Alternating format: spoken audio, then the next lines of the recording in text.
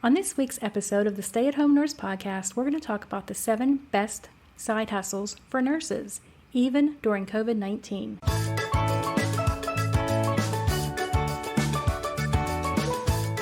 Welcome to the Stay at Home Nurse Podcast. I'm your host, Deanna Cooper Gillingham. For over 25 years, I've strived to use my nurse credentials to find work that fit my lifestyle, whether it was raising my 4 children and 3 fur babies, traveling the world, or moving to Mexico and living on the Caribbean Sea. Sometimes I succeeded, and sometimes I failed, but I always learned from the experience. Now, I want to help you by sharing what worked and what didn't work. There are so many opportunities out there for nurses today. The Stay at Home Nurse Podcast will inspire and equip you to have a nursing career that is meaningful and supports your lifestyle. Now let's get started. Hello, and welcome to this week's episode of the Stay at Home Nurse Podcast. This week, I'm going to talk to you about my favorite nurse side hustles that are even good during COVID-19. If you're like me, you're always looking for a way to make a little extra cash, and side hustles are often the way to go. Sure, we can do overtime at our regular job, but sometimes we just need to get away from there. And I found side hustles a great way to earn some extra cash without having to get just tired of working with the same people in the same place and bringing something fresh in. It's amazing how doing something a little bit different gives you a little more energy and gives you something to look forward to. So we're going to start off with number 1, and it's probably the easiest, and that's per diem shifts. Now, some places you can work per diem at the same hospital that you're working at, but most hospitals do not allow you to work per diem and full-time at that hospital or even part-time at that hospital. So you may have to go outside of the organization you currently work for to do per diem. Per diem can be done by an agency. You can work for an agency and do per diem, or you can work for another hospital as part of their per diem pool. When you work per diem, you're picking a shift. Sometimes it can be as short as a 4-hour shift or as long as a 12-hour shift on a particular unit. Sometimes you get into the pool and you find out what unit you'll be working on when you arrive, and sometimes you can actually pick and choose the units that you'll be working on. I worked per diem for an agency, and they would tell me, we have a need at this hospital on this unit for this shift. Would you like to accept it? And I would either accept it or decline it, depending on how it fit into my schedule, and even things like the money that they were offering. Sometimes if it was a really hard to fill shift, they would offer a bonus, which is always nice. This allows you to be very flexible with your schedule as well, and often can give you a higher pay than just doing overtime at your hospital. If you haven't reached overtime yet at your hospital and you go out and work per diem, you're often getting overtime pay even though you're not working overtime at your hospital. Now, for the longest time, the only way to do this was to work for an agency, but many hospitals want to cut out the middleman, so they're creating their own float pools in their own hospitals. So if you're looking for this type of work, I would suggest looking for an agency that does this, as well as looking at different hospitals that may have a float pool. Now, there are some downsides to this. The cons are, since you get shifts as assignments open, the flow of income may not be steady. For instance, one week you may be turning away hours, and the following week you may not have any hours. Also, you may get called off at the last minute because they usually give their full-time employees preference, and then you will get called off first. If this is not the hospital that you work for full-time, which is usually the case, you'll have to complete your competencies for this hospital or agency also, as well as the competencies that you do annually for your own hospital. So I know when I was working at 3 different places, it seemed to be like I was doing competencies every other month, especially during the summer, which really kind of cramped my style. So you'll want to look into that too. What other competencies do, and this is usually something that's mandatory and you have to show up for. Okay, why I love this? The ability to choose your own schedule. You can choose to only pick up shifts that work with your schedule. The second reason I love this is the money is often better, especially if you haven't reached overtime at your regular job. And the third reason I like this is most likely you'll be taking multiple shifts in multiple departments or for multiple hospitals. This will give you great experience for your resume. You don't get into the unit politics, and you may find a department or a hospital that you really want to work for full time. Okay, moving on to number 2, healthcare writing. Freelance healthcare writing can be a great side hustle for nurses. With this kind of a side hustle, you don't even need to leave your house. With platforms like Upwork and Fiverr, you have a chance to land writing gigs that can pay you money, and it pays quite well. There are multiple companies that are searching for healthcare writers to create patient-focused educational articles, website content, educational courses, blogs, journals, and books. Now, there are some challenges. Work can be sporadic, especially if you haven't built up any clients yet. And it's not ideal for nurses who are not good writers or don't want to learn how to become a good writer. This is something you can learn, by the way. And finally, pitching clients can be difficult when you don't have a lot of writing experience. So you may want to consider going back and listening to episode 15 with Janine Kelbosh on getting paid to write as a nurse. She has a great course on how to write as a nurse and get paid to do this. Now, why I love this? It is super flexible. You can choose what assignments you want to take, and you can work around your schedule. You can work whenever you want, as long as you make your deadlines. You don't have to leave your house, and you can pick your rate. You can give yourself a raise as you get more experience. Another side hustle closely related to this, and we're still going to include it in number 2, is an editor or a proofreader. Now, doing content editing means that you are checking to make sure things are accurate that are in the article or the book or whatever you're editing. Proofreader is more looking for things like spelling and grammatical errors and making sure that it flows well and it reads well. Now, the challenges for this are very similar to writing. It can be hard getting started, and you have to build a client base. And sometimes deadlines can be very tight. But what I like about this is it's very flexible. You get to set your own hours. You just have to make sure you meet the deadline. You don't have to write on your own. You don't have to stare at that blank piece of paper and figure out what you're going to put on it. Somebody else has already written it. You're just making it look nice. And finally, it pays pretty well. Okay, moving on to number 3, licensed Medicare broker. This is an awesome opportunity to make residual income, meaning you continue to make money even when you're not working.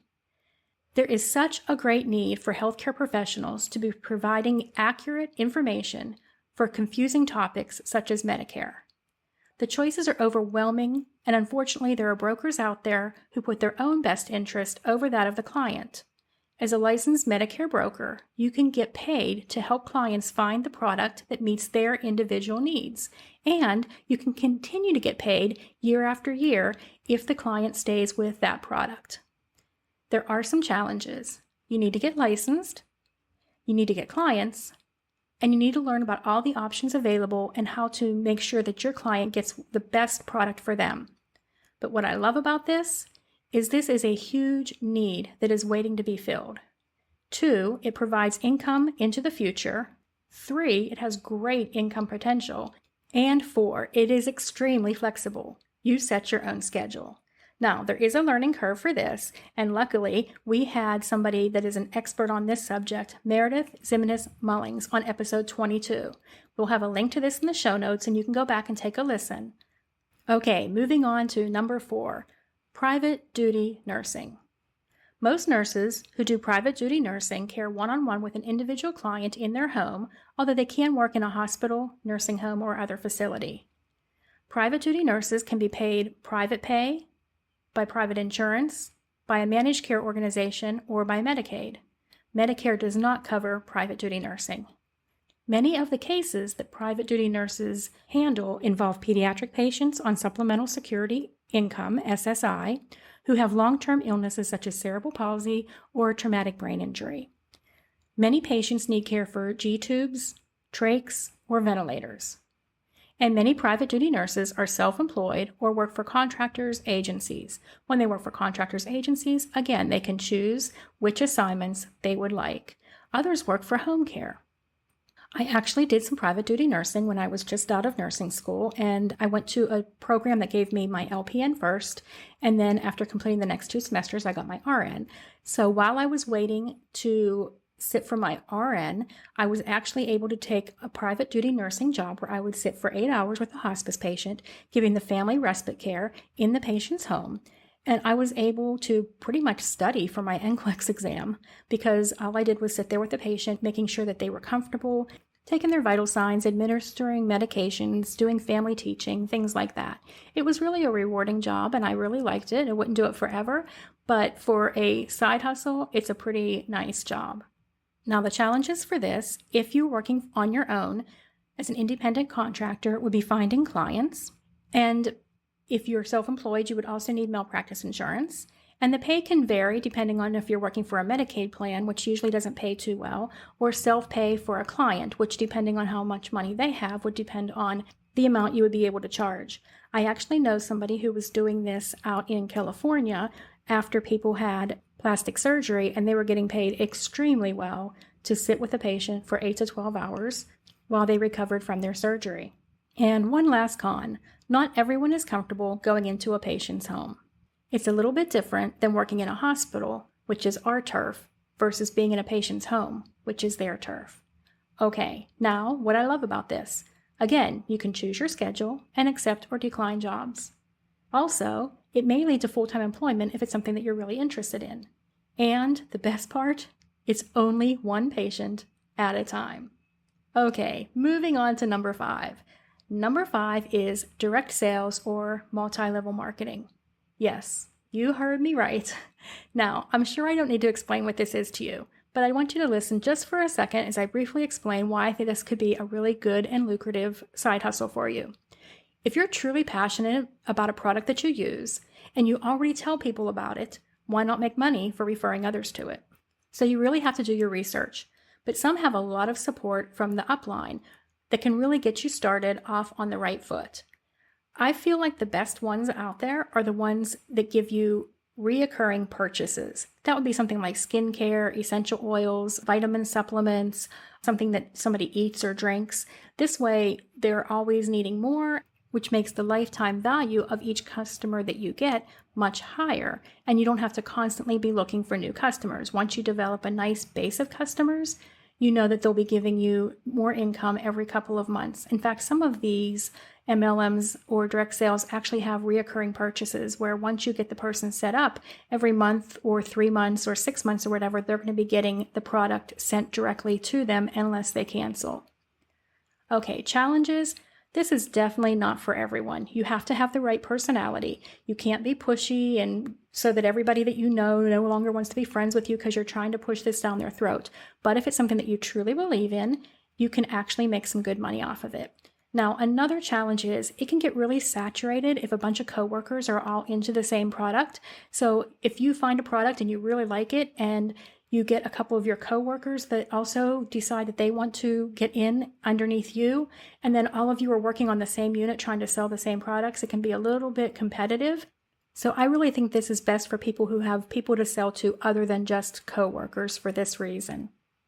Okay, another con or challenge, as I said before, not every company is created equally, so you really need to do some research. And finally, remember, you're starting a business, so you will need to invest some money and some time and some effort before you start making money. What I love about it, it's very flexible.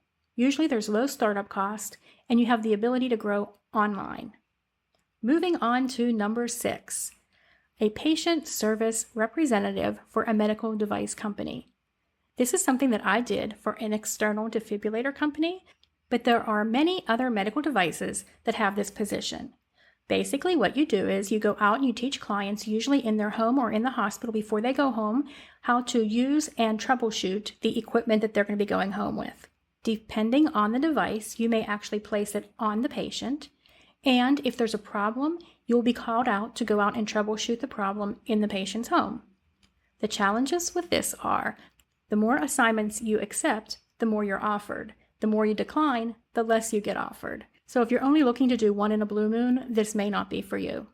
Also, not everyone is comfortable going into a patient's home. Again, we talked about this before. When I did this, I went into some really nice homes, and I went into some homes that, quite frankly, I couldn't sit down in or set my bag down in because there were roaches all over, and I was afraid of bringing them into my own home. So pluses and minuses with that also. What I loved about this is it was extremely flexible.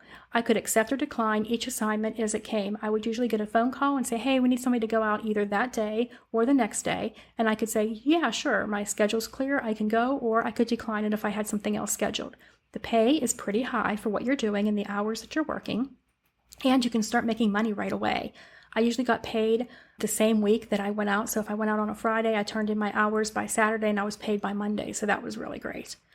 Okay, moving on to number 7. I have saved the best for last. This is my all-time favorite, and if you've been listening to me for a while, you probably know what's coming: starting your own business. Starting your own business as a side hustle allows you to dip your toes into entrepreneurship while still having the safety net of your full-time job. And you can do anything you want. It's your business. You get to find a need, you get to decide the best way to fill that need, and then you get to go out there and market it. Now, there are some challenges. There's a steep learning curve. No one teaches us about this in school. And there is a commitment of time and money up front, with the benefits being delayed. But why I love this is this truly gives you the most control over your career and your life. It gives you the potential for the most income and the most lifestyle freedom. You get to decide if you would like to do something online, if you'd like to do something in a certain geographical location, if you want a brick and mortar store. It's all up to you. I've done several episodes on this, so instead of me rehashing everything that I've already done, I'm going to refer you back to some previous episodes. Episode 4 is Why Nurses Make Great Entrepreneurs. Episode 16 is Nurses, You Will Never Get Rich Working for Someone Else. And episode 19, Start and Grow Your Own Business with nursepreneur Katie Harris. I hope you'll go back and listen to those episodes if you're even considering starting your own business. We'll have links in the show notes. Okay, that's a wrap for this week's episode. I would be honored if you would consider leaving a rating and a review. The reviews really help. I read every single one of them, and it would really mean a lot to me if you would consider leaving a review. Next, if you know a nurse who would benefit from hearing this episode, do them a favor and share it with them. You can also share on social media, such as Facebook, Instagram, and Twitter. Until next week, adios from beautiful Puerto Aventuras, Mexico.